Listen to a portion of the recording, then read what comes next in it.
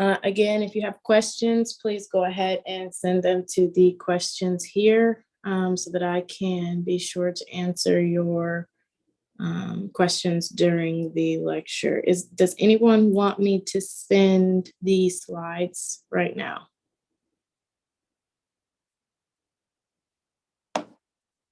Okay, I will send them out in the email. So give me about 2 more seconds. Give me about 2 more seconds to do that.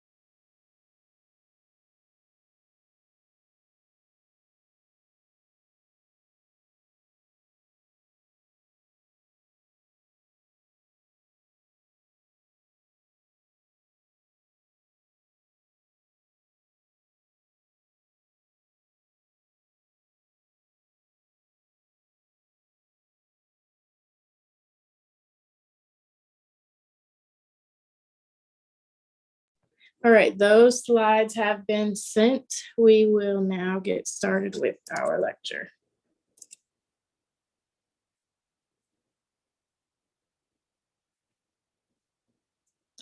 Let's see here. Let me go ahead and share my slides for you all. Share my screen at least.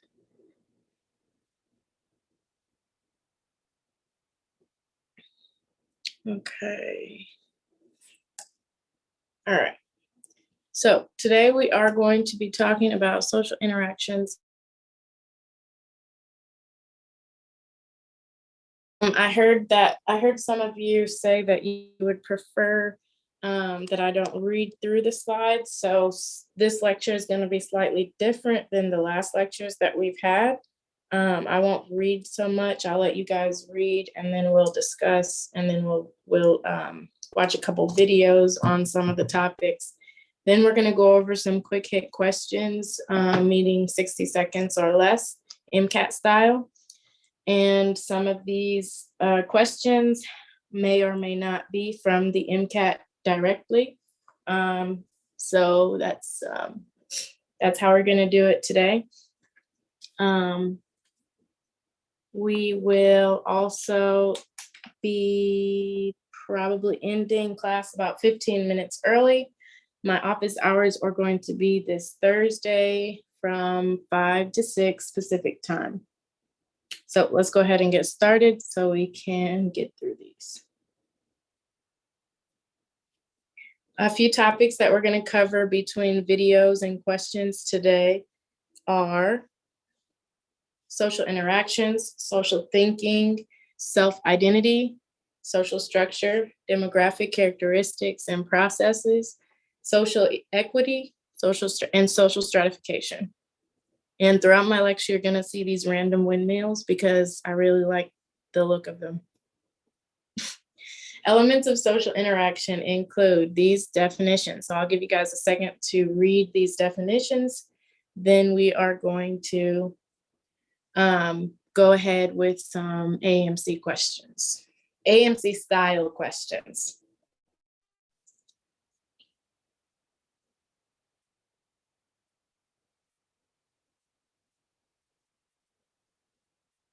Okay, and then in the chat, give me like a thumbs up or yes or arrows up if you're ready to move forward.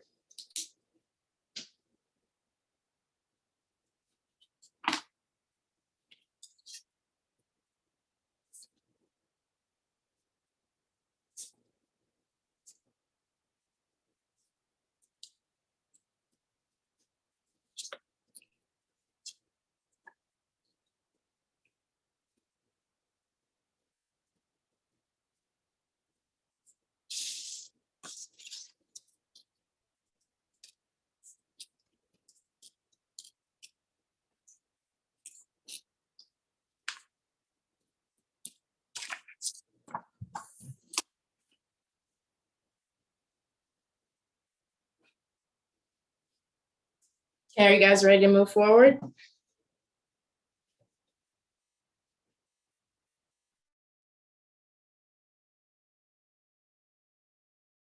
A quick MCAT tip. For the sociology and psychology sections, you will be asked, some questions will be very direct, like tell me what this definition is, but they'll give you an example and then they'll ask you, what is this the best example of? And it'll be a one word A, B, C, or D response. And you just literally have to choose ascribe status, achieve status, whatever status, like whatever the definition is. And that's why we were trying to get you guys to go ahead and do your terminology. Just practice your sociology and psychology terminology, practice your theories, practice your sociology and psychology perspectives. There might be like 5 or 6 questions on your test that'll ask you specifically for the name of the theorist who created or founded the concept, if that makes sense. Okay, moving forward, here's another example of your statuses. So you have master status, and then an example of what a master status is. So I'll give you guys a second for this.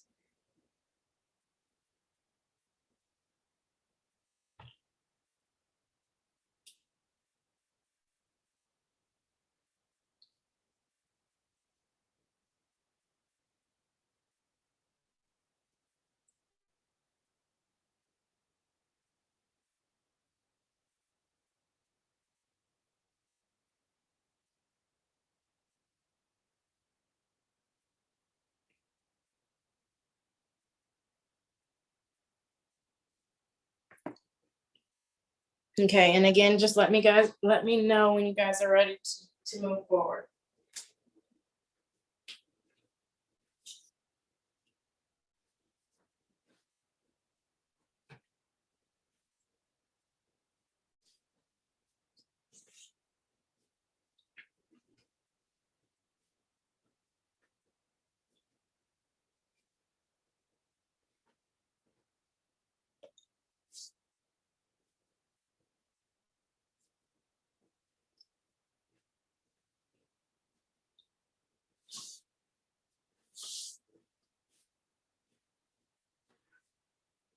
Okay. If you guys need me to go back later to these slides, I will definitely do that. So here's question 1. By today's standard, a sociologist would consider the status homosexual to be A, B, C, or D, and we've got a 60-second clock going.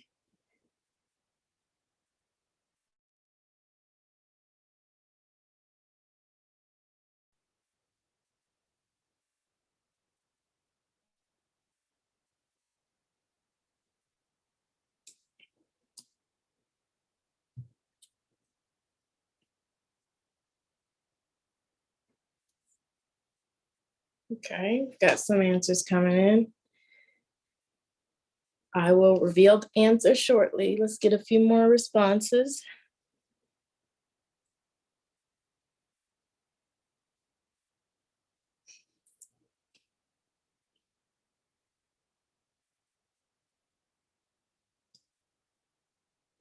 Okay, I have a question here from someone. We got about 30 more seconds for this question. I gave you guys a little bit of extra time, so we will go over this answer and then reroute back to the question in the chat.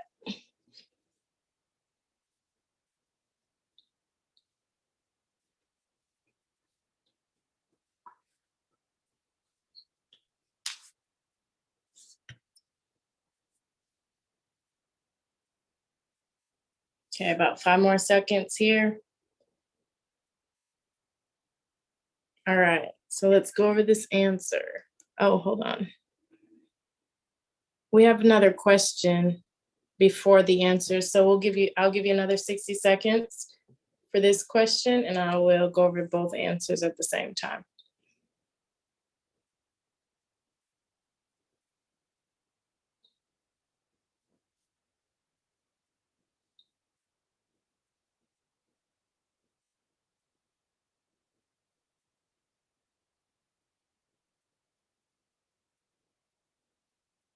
And on the MCAT, you will really want to, like these discrete questions, you'll really want to just do at like 30 to 45 seconds on each one so that you have more time for the passage based.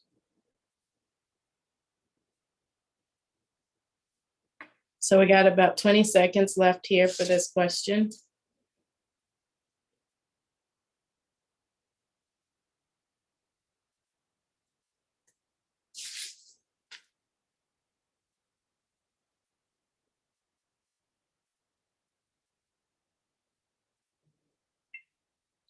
All right, so let's go over these answers. So for question one, we had, by today's standard, a sociologist would consider the status of homosexual to be ascribed, achieved, master, or nominal. The answer for that is A. After years of debate, sexual orientation is a product of a neurological development and naturally occurring hormones. Now, again, this is still up for debate, so don't shoot the messenger, which is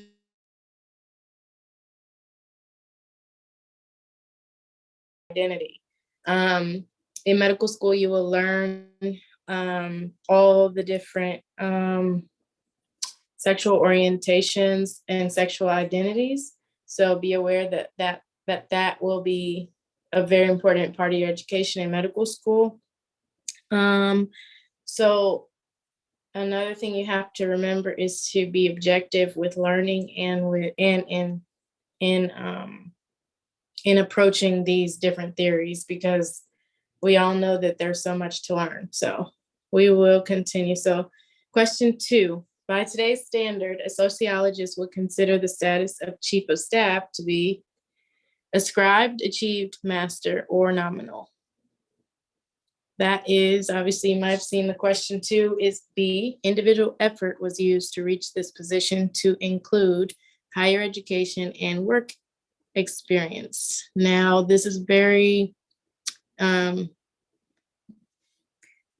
are different, how do I explain this? Have you all heard of nepotism?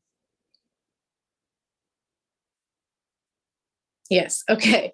So when we're answering these questions, like, obviously we know there's more to the story, but for the AMC purposes, we have to focus on what we are given. So if they say someone's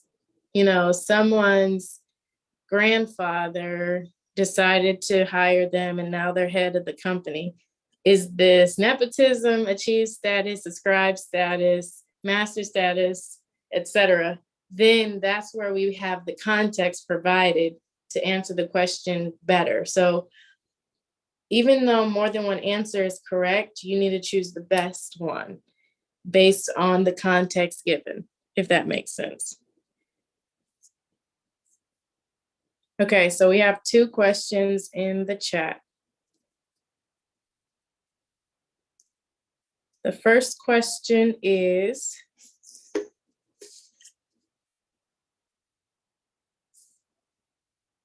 would a convict be a master or achieved status? That one is based on the context given. So I would say both, but again, based on the context of the situation given that AMC gives you to consider. Does that make sense? So let's go back to our definitions. The master status is an ascribed status that has more influence over other statuses due to societal perception of the individual. Master status can change based on perspective. So yes, it is both. You put effort into becoming a convict. So now you have, for example, your lack of job available, you have less, how do I say it? Less opportunities for work because of the status that you achieved as a convict. Does that make sense? Okay, perfect. Great question. The other question we have is nominal status.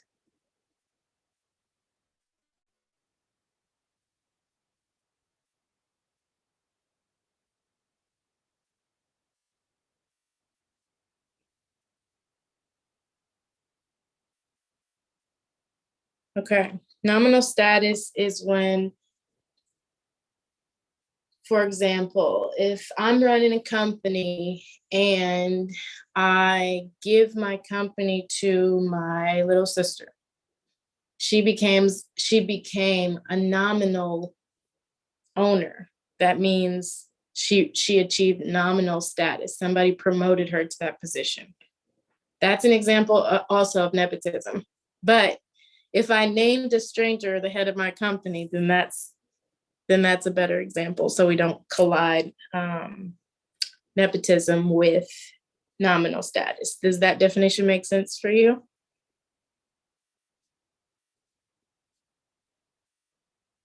Okay, let's continue moving forward. More elements of social interaction include the following. So I'll give you guys a second to look at those, and then we will go over some more questions.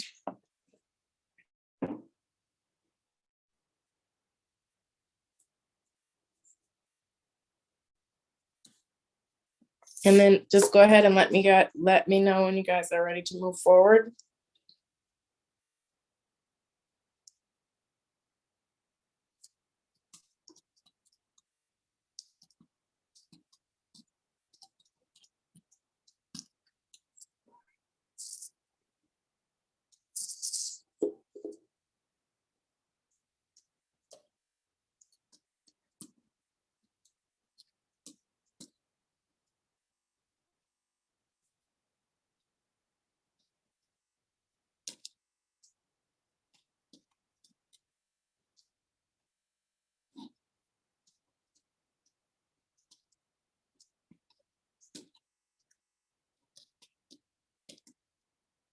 Are you guys ready?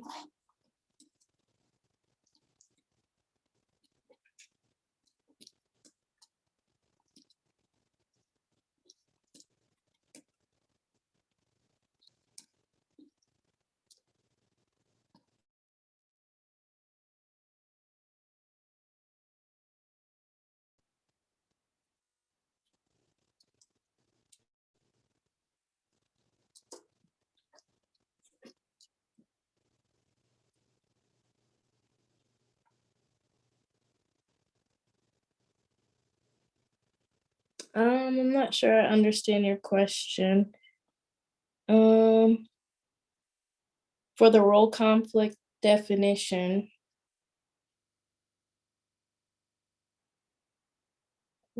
Role conflict, yes. Absolutely, yes. All right, role conflict, incompatibility of expectations that arise. That's supposed to say from, sorry about that typo.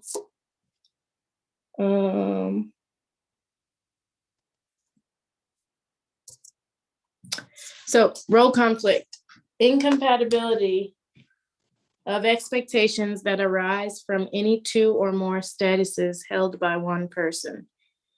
And the other question was versus role strain, right? Sorry, I'm going back and forth reading your guys' questions and going back and forth with the slides. So I want to make sure I answer them all for you. Yep. So let's see. Someone put an example in here. Let's see. Role conflict, being a mother and a doctor. Role strain, not being able to spend enough time with kids because doctor, or not getting enough time in the OR because of kids, question mark. So role conflict is the incompatibility of expectations that arise from any two or more statuses held by one person. So being a mother and a doctor, yes, role conflict. It's the amount of time you spend in, this is for male or female, being a mother or a father. Both, it works both ways. So being a parent and being a doctor has a lot of time in the OR, in the hospital, in residency. So it's very hard to start a family if you are a doctor. That's an example of role conflict. It would be harder to be at home with your family when you have to be at the hospital working 12 or more hour shifts. Role strain, conflicting expectations and demands imposed by a single social position. Okay, you guys are sending a lot of things in, so let me take time to read those.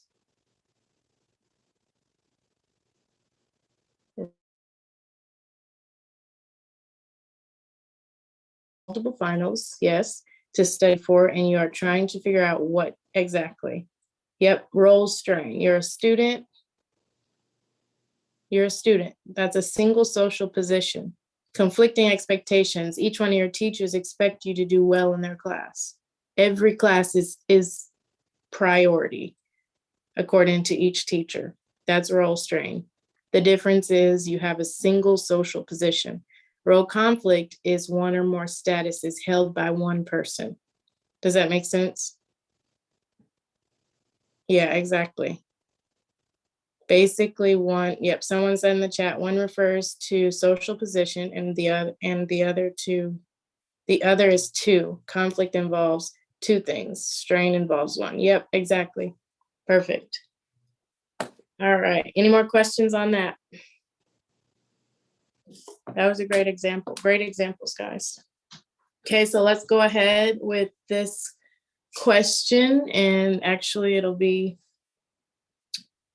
as a follow-up to our questions here. So I'll go ahead and start your 60 seconds on that, and then let me know when you all are ready.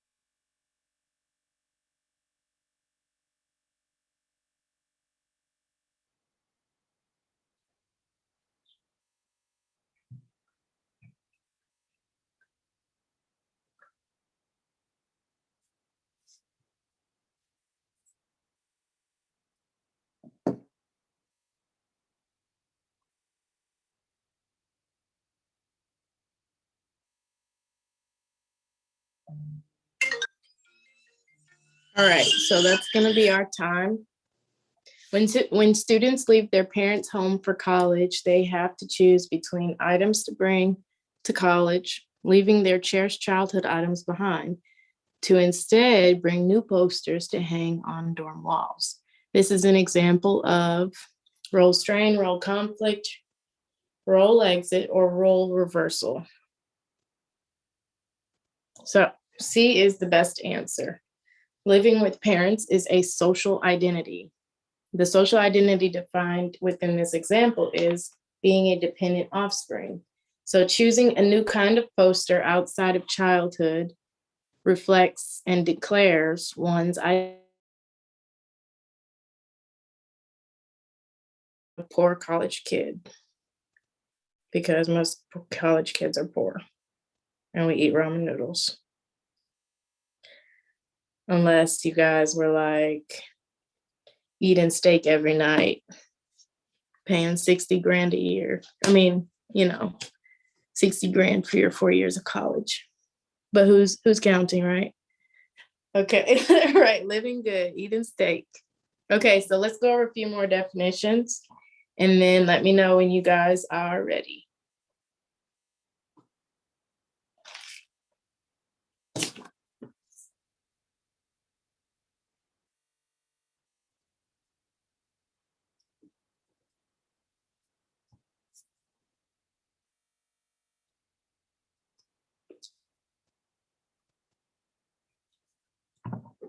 Okay, and in the chat, just give me a yes or let's go, whatever you guys want to say for me to move forward, and then I'll respond to that. Just make sure it's appropriate.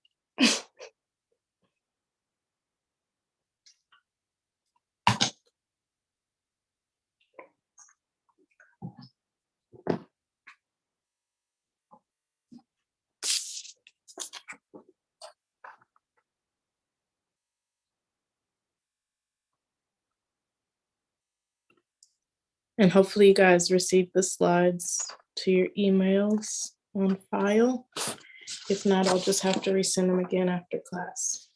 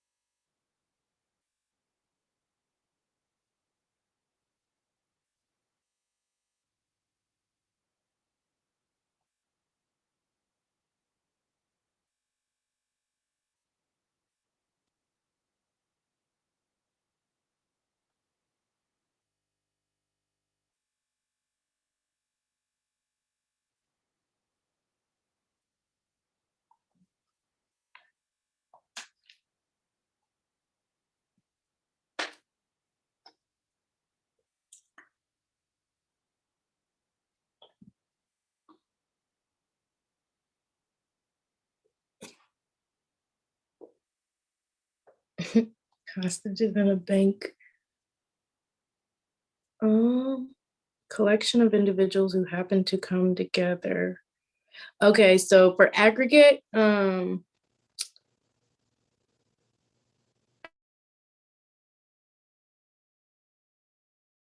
agree with you, but the way they're thinking of it in this definition is just like they have nothing in common. So an aggregate is like a group of people walking down a street in New York.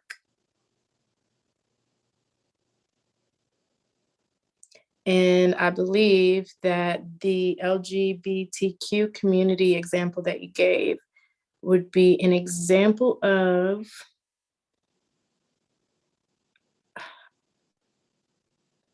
let me see what you guys think about this. Hostages in a bank robbery, yes, exactly. Jonathan, that was a good example of aggregate. Yep.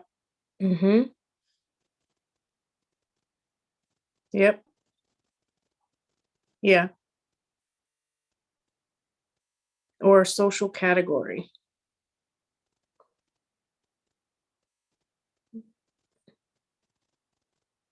Yep. Yep. Okay, you guys are doing good. I like the chat. I like when the chat is booming. Let's see.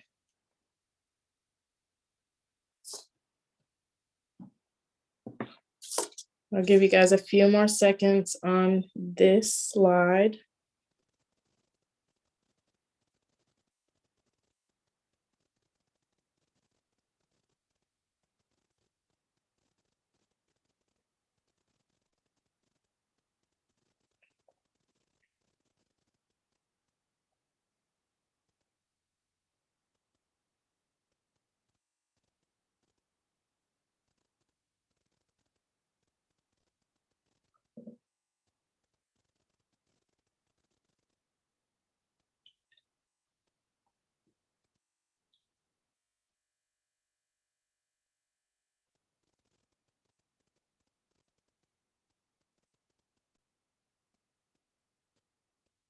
All right.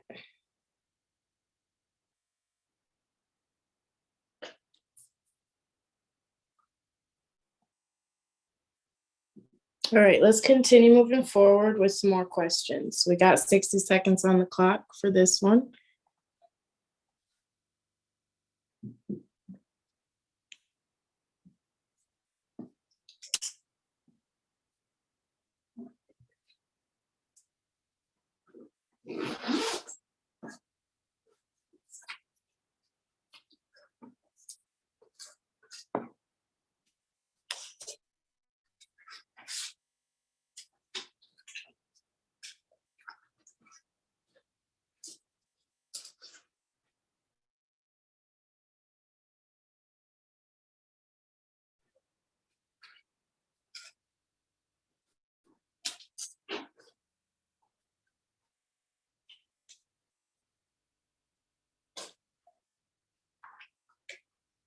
All right, about 12 seconds left for this.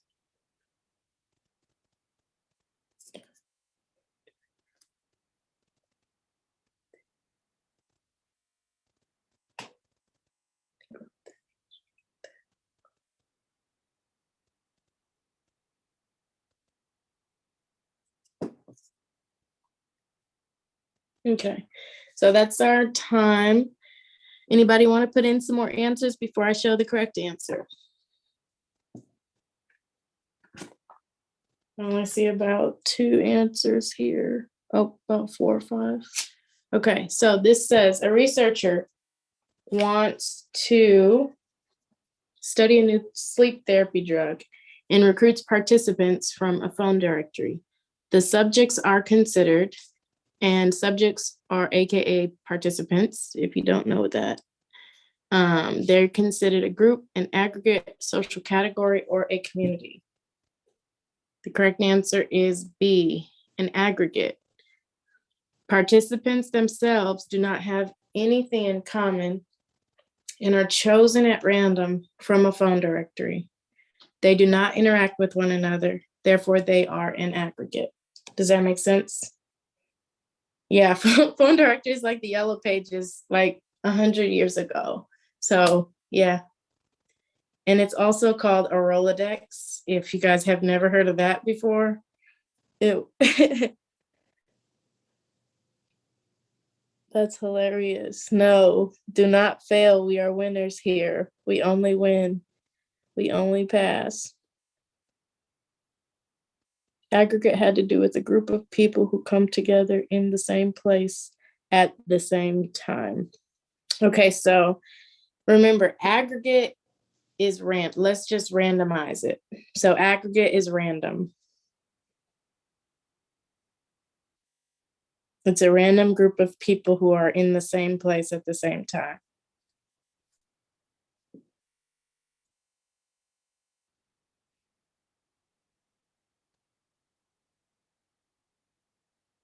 I have another question. Let's go back to our definitions.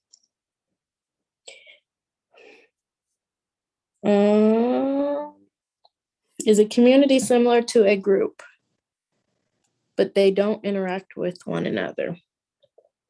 So a group is on here for just as an overall definition. Okay.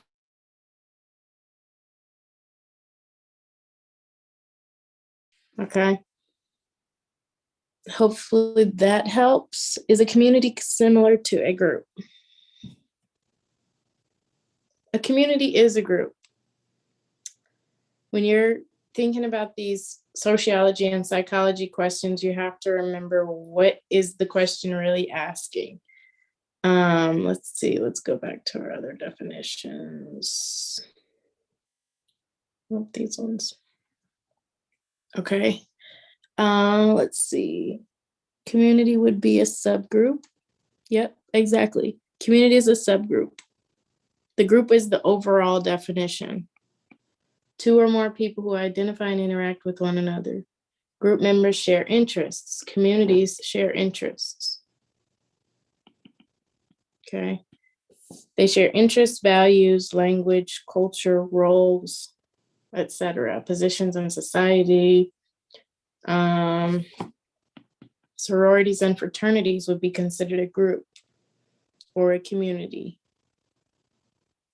Does that make sense? Hopefully that helps with that, with understanding those differences. Let's keep going.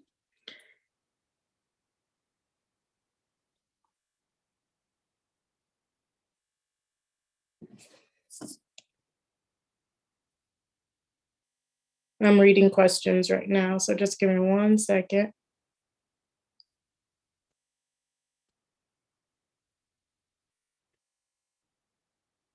Yep.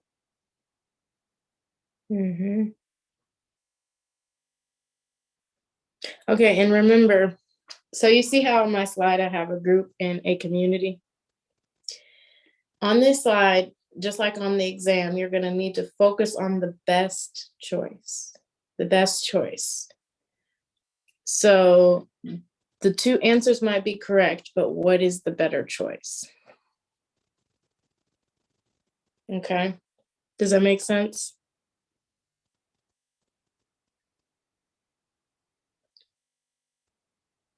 Okay, let's continue moving forward. Speaking of groups, you have your primary and your secondary. So your primary groups would be considered close, personal, intimate relationships, and you'll have strong ties. Again, don't let your bias get in the way of finding the best choice on the exam. Your secondary group are created to carry out a task or achieve a goal, which are considered weaker ties. You'll have weaker attachments to the secondary group. So for example, your second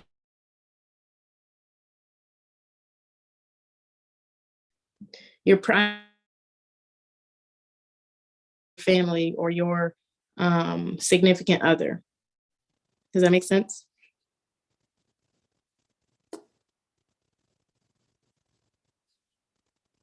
All right, let's keep moving then. Here we have the in group and the out group. And these 2 definitions refer to family, geographical location, shared interests, tastes, preferences, political preferences, and etc. Yeah. And obviously this is supposed to be an F. Identify with other individuals. So anything where an individual must identify with other individuals is an in group versus out group.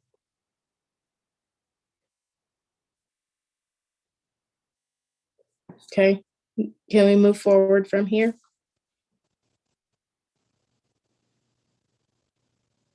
I'll wait for some responses in the chat. Yes, okay. If we need to go back, we will. So let's go into a few perspectives. The dramaturgical sociological perspective is where the sociologists argue that the elements of human interactions are dependent on time, place, and audience. The self is a sense of who one is. So with these and with the rest of the slides, I'm gonna go over the most prominent ones seen on the MCAT. There's a lot of perspectives and theories, but we're gonna go based on the most ones seen, perspectives and things like that seen in this section. So front stage is moments in which we present or project an image of ourselves to others. These are our impressions, and what we call impression management is basically how you want the world to see you. Based on how you want the world to see you, that's how you act, or that's how you present yourself. Like when you go to work, you'll act different than when you're at home, as an example. Okay, backstage is our private moments of life, what you do at home when you're by yourself. That's your backstage self, based on the dramaturgical Whoever can say that without slowing down to speak is amazing. Dramaturgical sociology perspective, front stage, backstage. Because I'm definitely over here struggling. Thank you. Dramaturgical, exactly. That's easier to say, actually. So, having successful social interactions requires us to be skillfully, okay, let me restart, because obviously I'm cracking up still about this dramaturgical. Having successful social interactions would require that we skillfully move from one stage to another, meaning from front stage to backstage, using appropriate costumes at all times. So this is the way that the dramaturgical people look at these are the ways that the dramaturgical people look at this sociological perspective. Everybody is out in the world performing, basically. They believe that who they are on the outside of society, basically in front of society, is different from the way they are at home, which may or may not be true. It's a theoretical perspective. So keep that in mind as we go through the rest of this lecture. Does anybody have any questions about that or comments?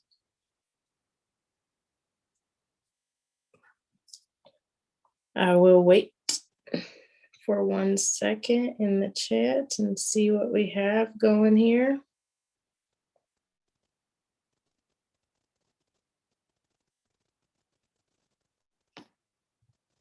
Okay, so we will continue on regarding discrimination. So I'll let you guys read through these for a second and then we'll hit some more questions.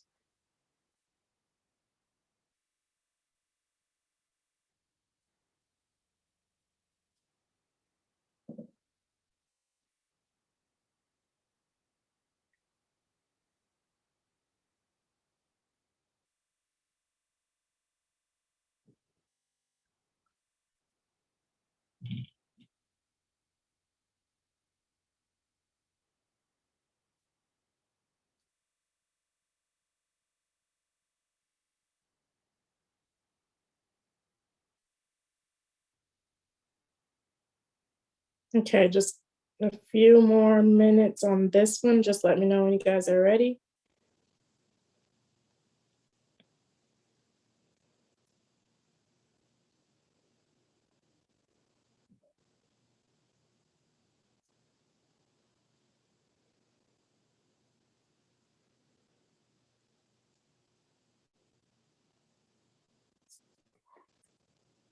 Okay, moving on to prejudice and versus discrimination.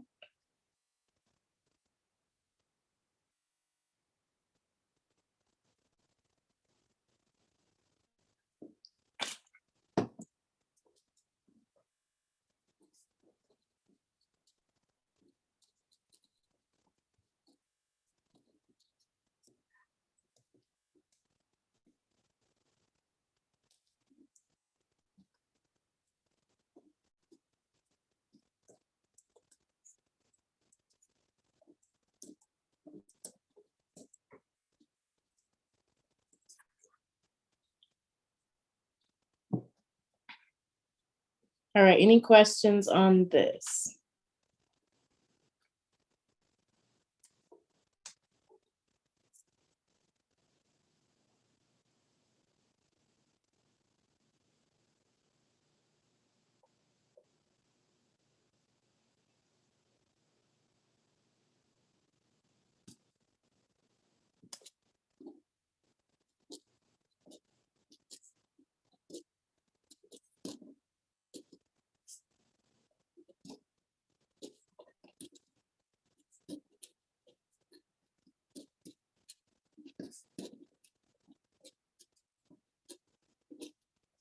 Okay, let's continue forward. I don't see any other questions in the chat.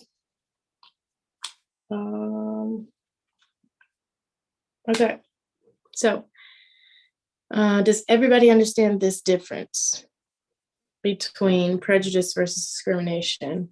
I feel like a lot of people confuse this nowadays in society. where someone's showing their, they have preference versus showing discrimination. Mm-hmm. Yep. Yep. I agree. Prejudice is more internalized. It's more like it's kind of like bias. Discrimination is outward. It means you're acting it out. Exactly. You're holding something back from somebody else if you have the power to give it to them. Although, and we'll go over a few examples coming up here. Although someone may be fully qualified, you're holding a position because of your bias towards their social class, socioeconomic status, culture, sex, race, age, or sexual, what's the word? There's so many, yes, sexual orientation, exactly. Thank you. There's so much to cover when you guys take the exam, you'll realize, man, you're doing 4 years of work in 8 hours. 4 years of work covered in 8 hours. That's a lot. That's a lot to cover. So, but it can be done. So let's go ahead and did I show you guys this one?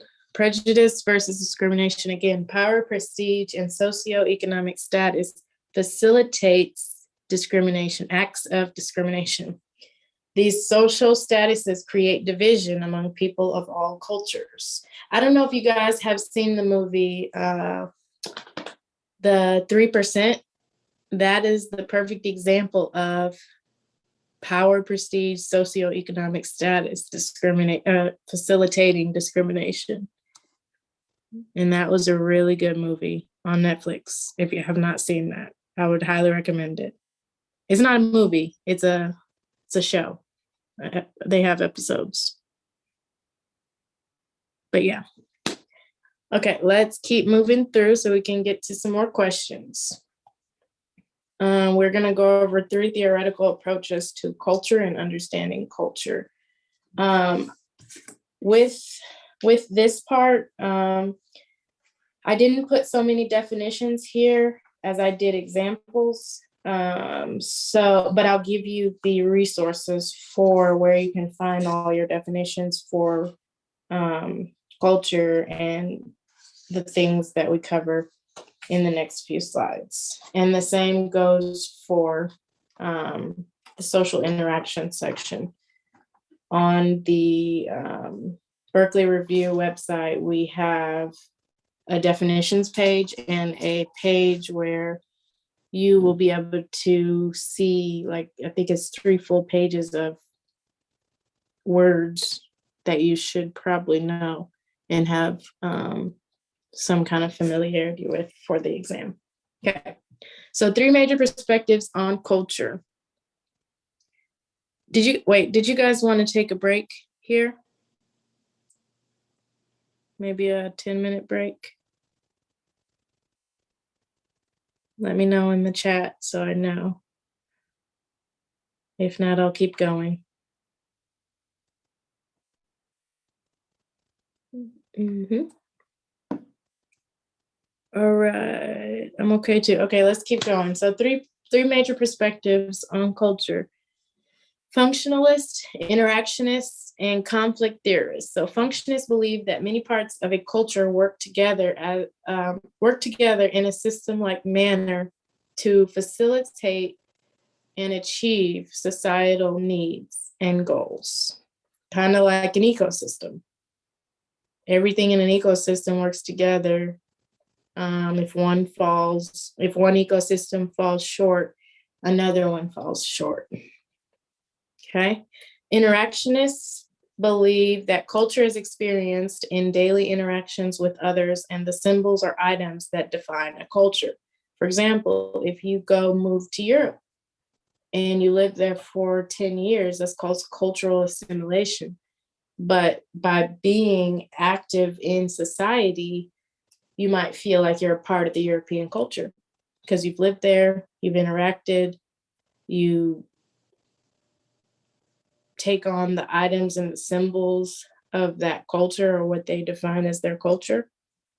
That's a good example for interactionists. So conflict theorists believe that culture is inherently unequal due to gender, class, race, and age. Okay, those are going to be three major perspectives. And you may not be asked this directly on the exam, but you will be asked, this part will probably be more in a passage based. You'll be given a passage and it'll be in the passage. And then you'll be asked to kind of critically think about whatever question they ask you. Okay. We'll go over some questions later. All right. So here is our first cultural video that I want to share with you guys. Let me see. What's the best way to do this? Give me 1 second. Let me pull this up.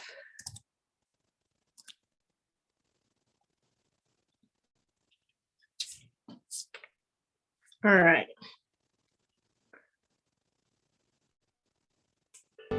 Can you guys hear it as well or no? Okay, cool. This is as loud as it goes, so sorry.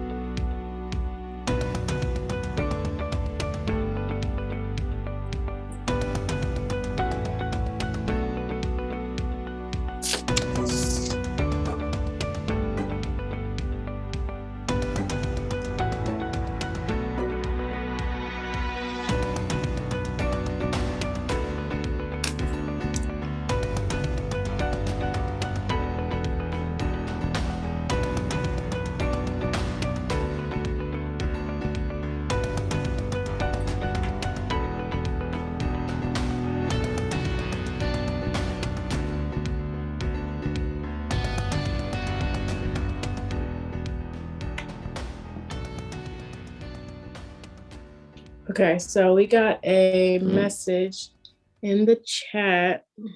Let's go back to, we got a message in the chat that says, do conflict theorists believe, let me restart. Do conflict theorists view culture to be a lesser or greater importance than the other factors listed? Do you mean the other factors like gender, race, sex, age? Is that what you're referring to? Okay. So the conflict theorists look at gender, class, race, and age as like an inevitable way of, how do I explain this? Culture is inherently unequal. Basically, because we can't change we can change our gender now, but because we can't change our race or age, that culture is inherently equal. So I would say no. That's not the way they're viewing it, as lesser or greater importance. Basically, they're saying that gender, class, race, and age make culture unequal inevitably. Does that make sense?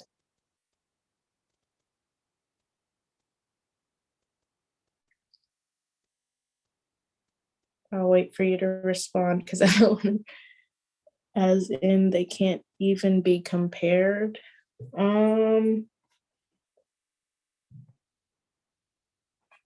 I wouldn't say they can't be compared. I would say that they're just saying that because of the factors that we can't change about ourselves, like our race, ethnicity, age, they're saying that those things create inequality that is inherently unequal. So just like I said earlier, that where is it at? Power, prestige, and status facilitate discrimination. Gender, class, race, and age facilitate inequality. That's the conflict theorist belief. Hopefully that makes sense. And it looks like yes. Okay, perfect. I'm glad I could explain that better for you. That makes me happy.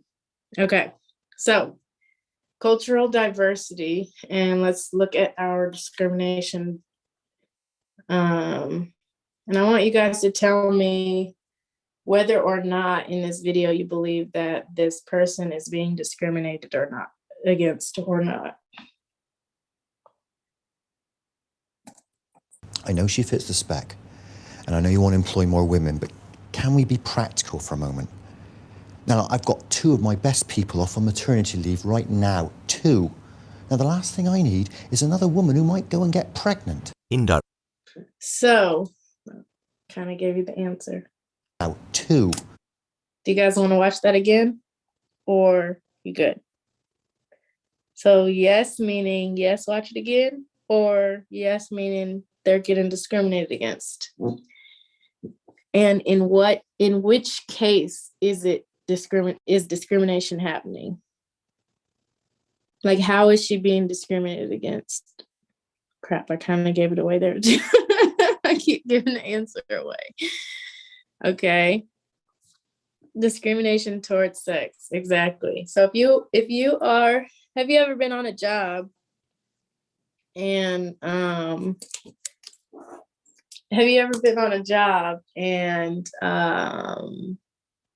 you were placed in a higher position than the people who have been on the company longer, and then they say you get, kind of rude comments coming towards you from every which way.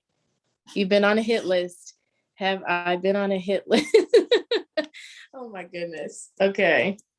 So being on a job and your coworkers, you're promoted before your coworkers. Your age is what? Let's say 20 versus your 40 and 50-year-old counterparts.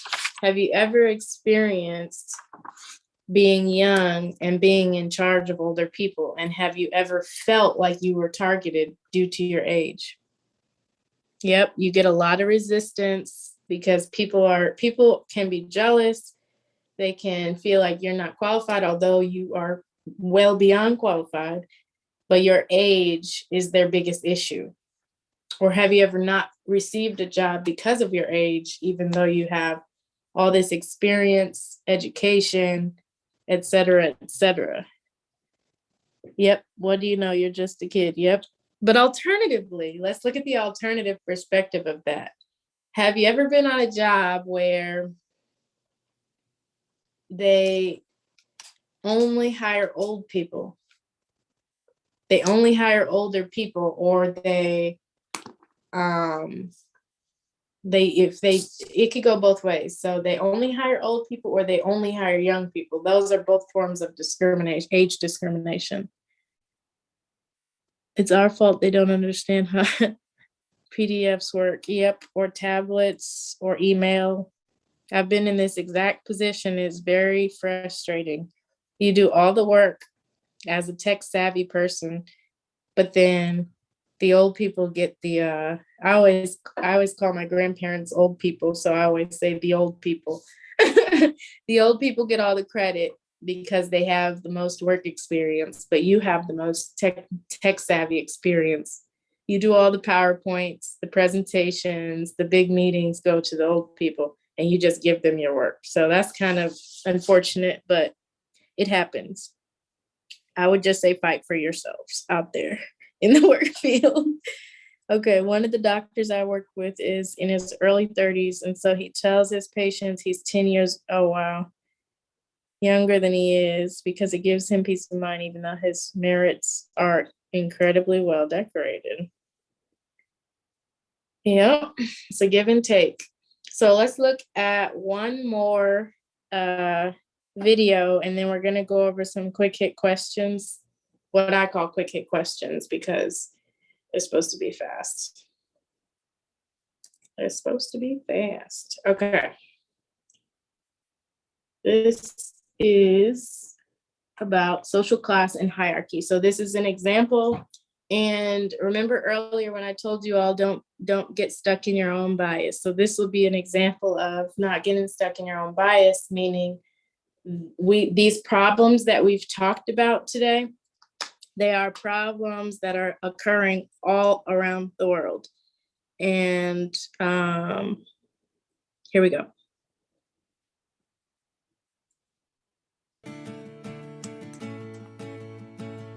This video will detail in what ways the ancient Indians were divided into social classes, and in what ways social classes of ancient India reflected the attitudes, beliefs, and needs of ancient Indian society. The term social classes through a historian's lens means how a civilization is divided into classes that have different roles, responsibilities, and privileges. For example, most ancient civilizations are ruled by kings and governed locally by nobles. A working class of farmers and laborers made up most of the population, and in some cases, the lowest class were slaves. How were the Okay, so this is just a basic example of the social class, oh wait, hold on, don't let me mess up. Okay, that video was basically an example of the social class and hierarchy system in ancient India. And I actually went to high school with a girl from India, and she told me all about the craziness of the class system in India is real. So basically, classes are divided into structures, and within those structures, each person has their own role. Here, I guess you would call it the middle class versus the rich versus the poor, as a very, very simple example. Yeah. And it's amazing how it's still like that. Like it's still like that all around the world. Like women in the Middle East, just recently in the past few years, maybe the past decade, have just became eligible to be able to drive. And prior to that, women have been discriminated against in work. They've been sent to jail for driving, things like that. So just consider that as you go forward in your studies and in the medical field, to just not have those, try to, demolish those biases. So we're gonna go over some quick hitters. So these questions will be 60 seconds or less, and then we'll see how much time we have. I do have to end class a little bit early today, but we'll go over as many questions as we can. So, oh, hold on. I forgot to tell you guys, I will be reading these questions to you. Then you'll have, that's funny.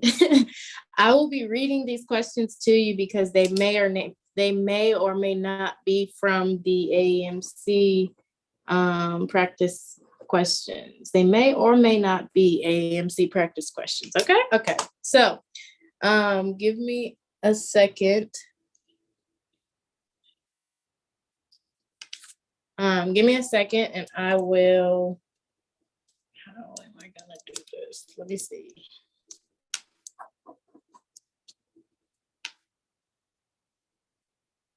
Okay, so I'm gonna figure out how I'm gonna do this for you guys, because I want you to get the best out of this. So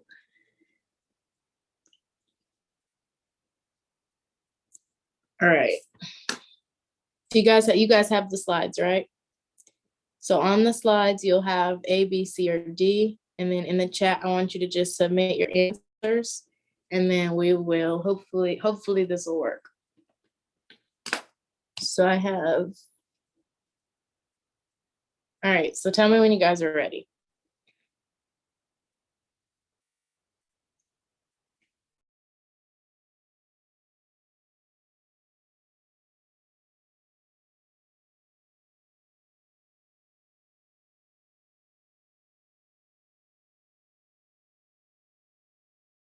Okay, so no, the questions will not be emailed due to copyright laws. Yeah, so I'm gonna read them. And then on the slides, go to the 60 seconds or less questions, and then you'll see A, B, C, or D. For all questions, yeah, every question is A, B, C, or D. It's not gonna be a passage-based question. We'll do those in office hours if you guys come to office hours. So if you want me to repeat the question, I will. And let's just see if it works. I was hoping to freeze my screen to where the answers will be up on the answer choices would be up on the screen, but unfortunately I was not able to do that. But I can share my screen right now and you guys can copy copy the answer choices if you'd like. Oh, you guys are fancy. Okay, good. All right, so let me go ahead and read the question, and then after I read the question, I will start the 60-second timer, and we'll go from there. Is everybody ready? Yep, those are the answer choices. Okay, here we go. A member of a youth sports league evaluates his or her own behaviors by comparing them to those of professional athletes. For this young athlete, professional athletes represent A, B, C, or D.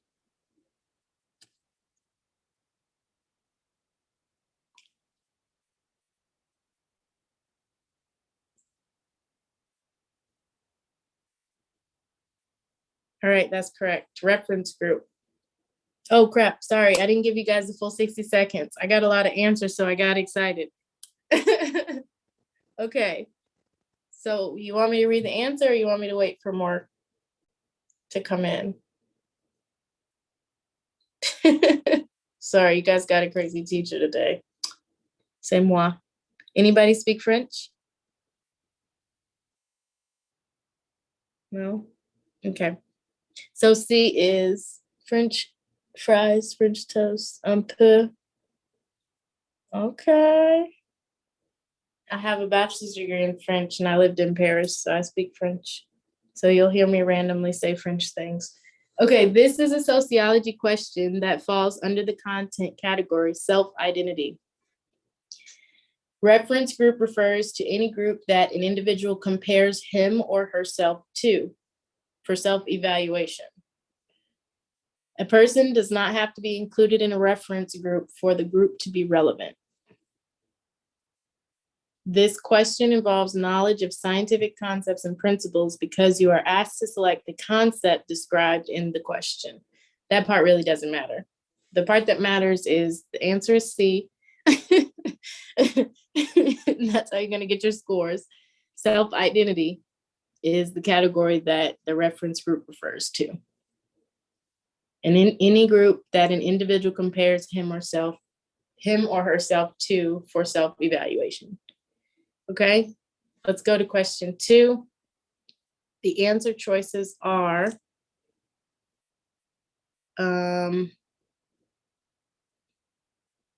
okay.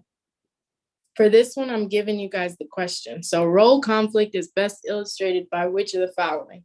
And then I'm going to give you A, B, C, or D, and you tell me which one you believe it is. Does that make sense?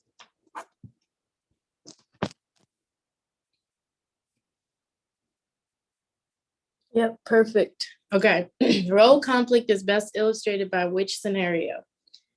A child is teased by peers after playing with toys and games associated with the other gender. B, After caring for a sick child at home, an employee falls behind with responsibilities. That's funny. With responsibilities at work. Parents, I'm laughing at myself for saying responsibilities that way because I almost said respiratory. Okay. Next option is C. Parents are unable to select a treatment for their child after doctors disagree on a diagnosis. Or D. After being hospitalized with an illness, a doctor struggles to pay for all of their medical bills.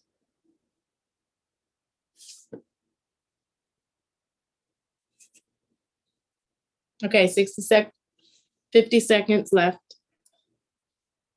Remember, the quicker you do the ones that are one sentence long, the more time you'll have on the passage-based questions. I call these quick hitters. Hit them quick.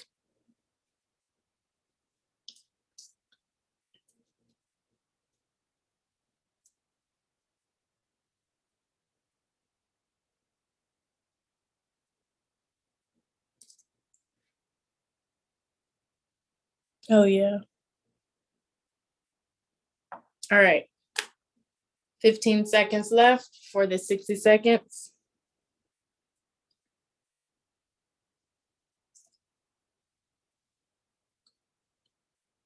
Okay, this one falls under social interactions.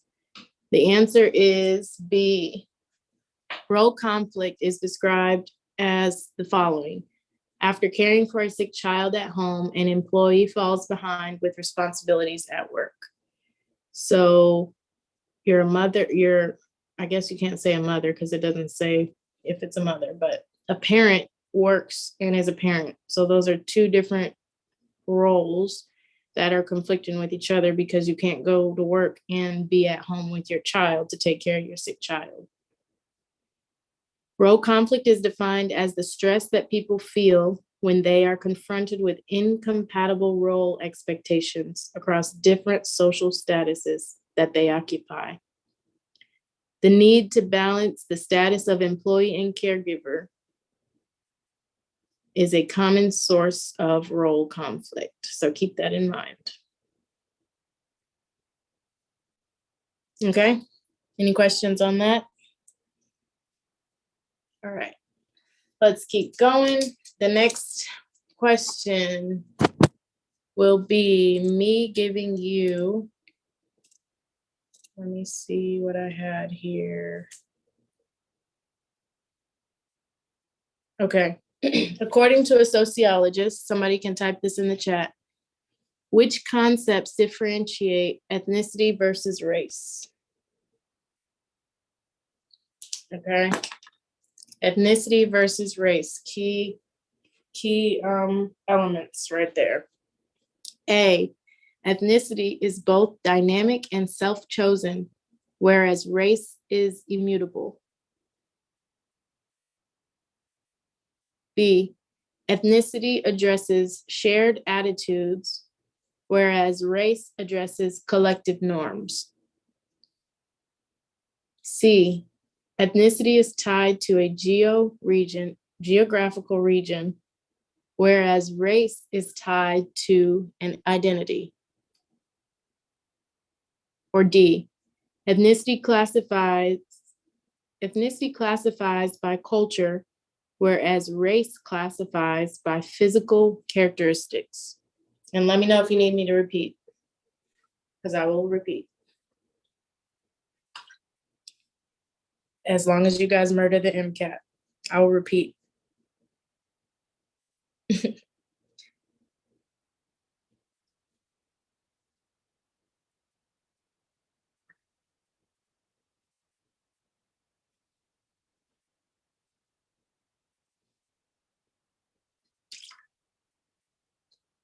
D says ethnicity classifies culture, whereas race classifies by physical characteristics.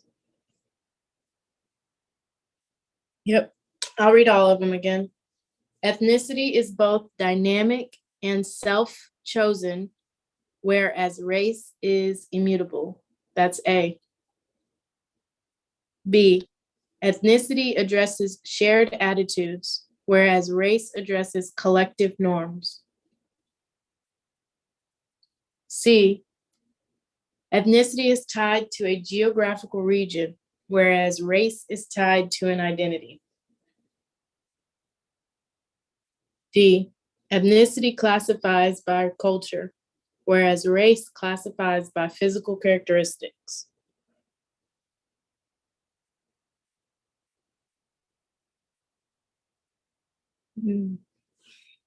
Good critical analysis in the chat, guys. Yeah, some of these are definitely you should know right off the bat. No, that's not what they're looking for. The question asks which best reflects how sociologists differentiate the concepts of ethnicity and race. And somebody said in the chat, yes, it's a question about sociology. So that's a key to the answer, as well as the concepts of ethnicity versus race. It's a very fine line between ethnicity and race. So the sociology perspective will point you in the right direction. So the correct answer is D. Since this is a sociology question, it falls under demographic characteristics and processes. This question reflects the sociological distinction between race and ethnicity. Sociologists consider ethnicity to be categorizations of people based on culture and ancestry. Sociologists consider race to be categorically people based on perceived physical characteristics. So both ethnicity and race are complex sociological concepts. And obviously these change over time based on, social perspective and, social conversations. So bio features of human beings, simply biological, rather than, sorry, I'm rambling. So both concepts are understood in sociology to be complex social categories that change over time. That's one idea right there. On the other side of that, it's not considered simply to be biological features of human beings. Does that make sense? Okay, we've got a few more minutes and a few more questions, so let's keep going.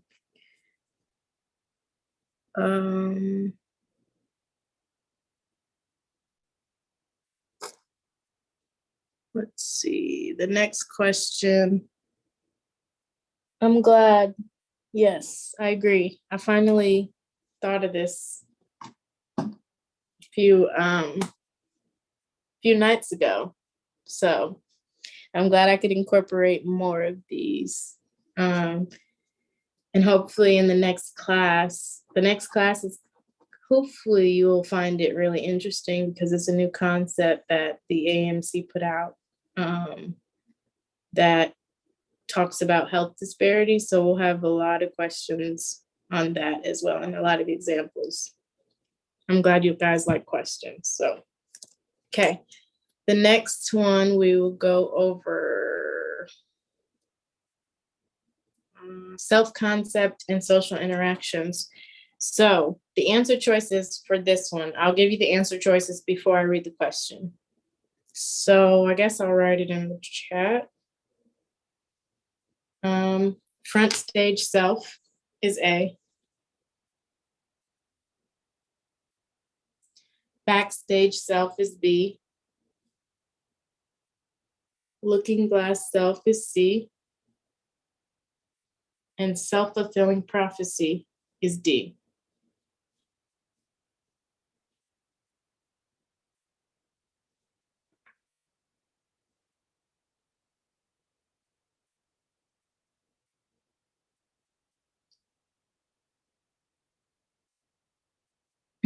Yeah, that's okay. Take your time. I'm about to send them they're going to be in the chat soon. So just give me 1 second.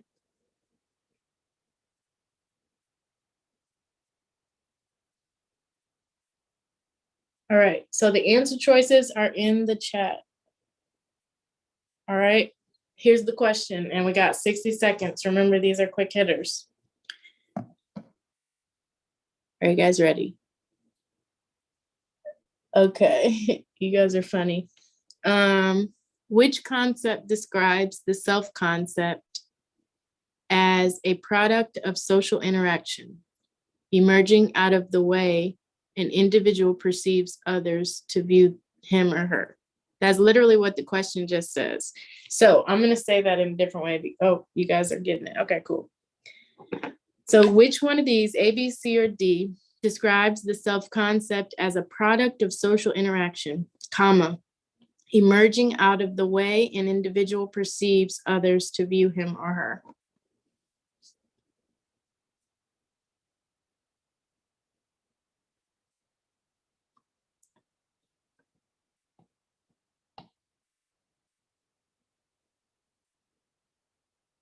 Mm-hmm.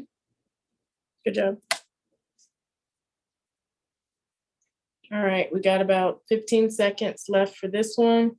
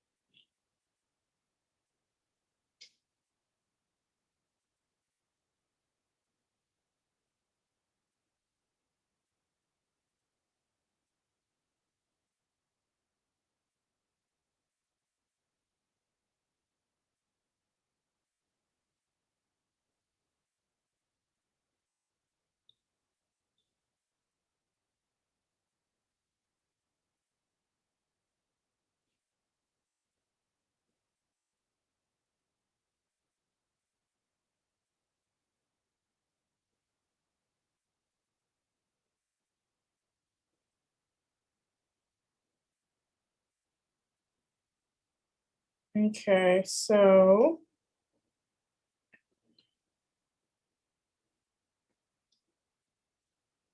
okay, so a few of you kind of got it and kind of did not. So the answer is C, the looking glass self. So this is obviously a sociology question under the category of self-identity, how we view ourselves. So C is the best answer because the question gives the main features of the concept of the looking glass self. And that's something we did not go over, but on the exam, you might run into things where you have to take your best guess. So this was probably a good example of that. You might run into something every now and then where you have no clue what they're talking about and you just have to go for it. In line with the symbolic interactionism paradigm in sociology, the looking glass self suggests that the self-concept is more than just the product of self-reflection. Instead, the way in which people see themselves is based on how they believe others perceive them during social interactions. Does that make sense? So people will act and react based on what they think their environment is expecting or what they think their environment believes them to be. It's kind of weird. Okay, let's see. The nuance is the tidbit about how one perceives others to, yep, perfect. Yep, exactly. That's the biggest difference. How you present yourselves in social situations. Exactly. Good job. You guys are great. I like when the chat is booming. And I like that word too. Okay, let's continue. Next question. I will give you, we're going to do self-concept and social interactions once again.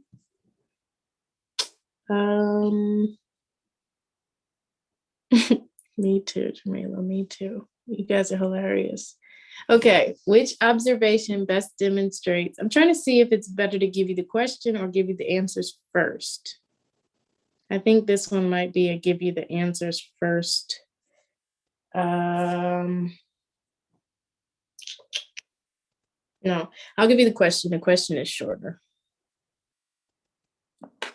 Booming. Okay. The question is going to be typed in the chat. And I feel like we're going to do it the opposite way this time. I'll give you the question, and then I'll read you the responses, and then I'll give you 60 seconds after I read the answers. Read the responses for you to answer. Hopefully this works.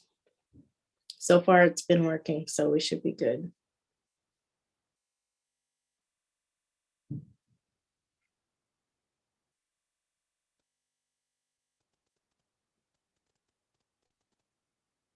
Okay, here we go. Question is in the chat, and here are the answers. I'll give you like 20 seconds to read that. And then I will read your answer choices.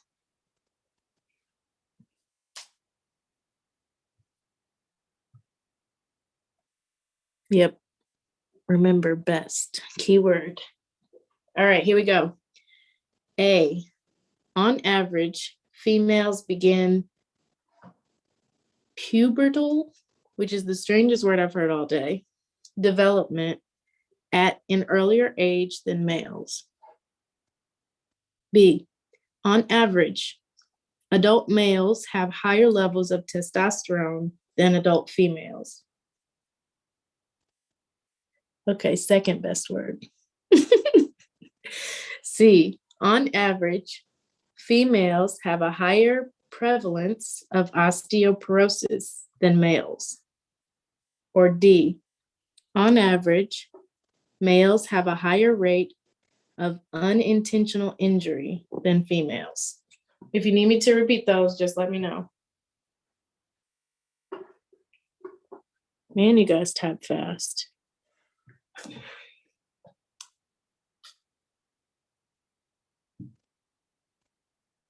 Thanks, John. You're good. You're going to be good in medical school doing soap notes.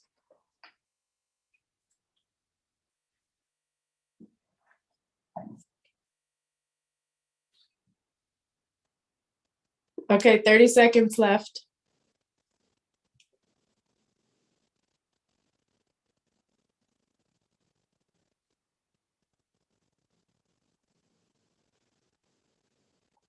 "15 seconds. The pressure is on."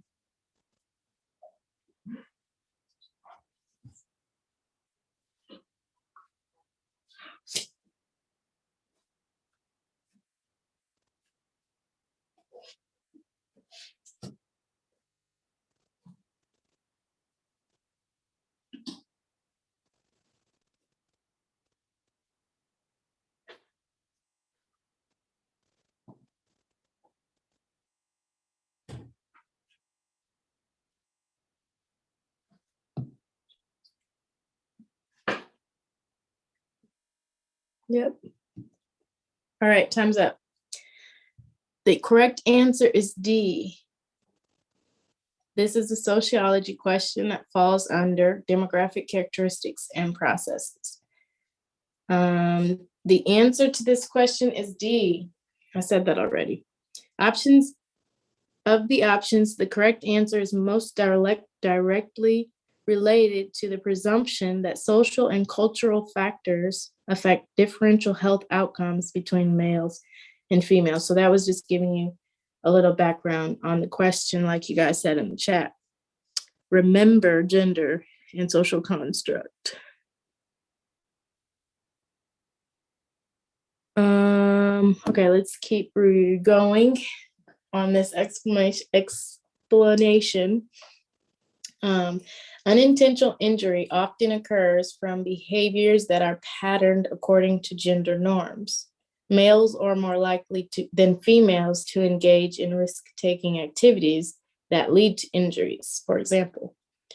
This difference is rooted in social and cultural factors more than purely biological causes. So by that, they're saying that due to what males engage in, which is more crazy, rigorous activities, it's socially expected for males to have more injuries than females. Although having a social element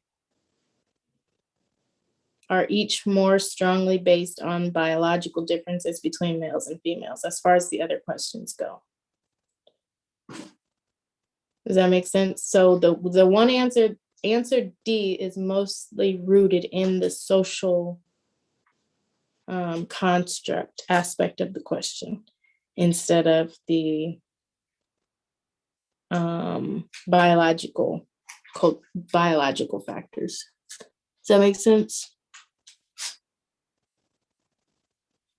Yep. Good, guys. All right. That is the last question I have for you. We can do more of these in office hours if you guys show up. So just let me know if you have more questions. Go ahead and email them to me. Thank you all for being here. I will briefly show my screen for 1 second so you guys can see the homework and office hours. Let's see, screen, please. Give me 1 second. And I will share that with you. Homework is here and office hours still going to be Thursday at 5. Yep. Office hours are Thursday at 5. Yep. Thank you again, everybody. I'm really glad you enjoyed class today. I'm glad it wasn't boring. Nobody likes a boring class. All right. I'll just stay on here for a few more seconds so you guys can get all this information.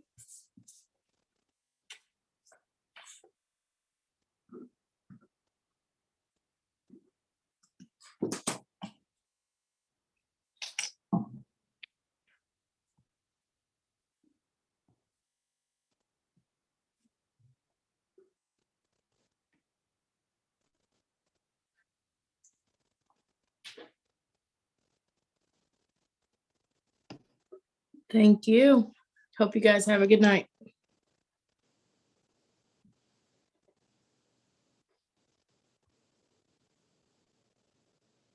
Thank you.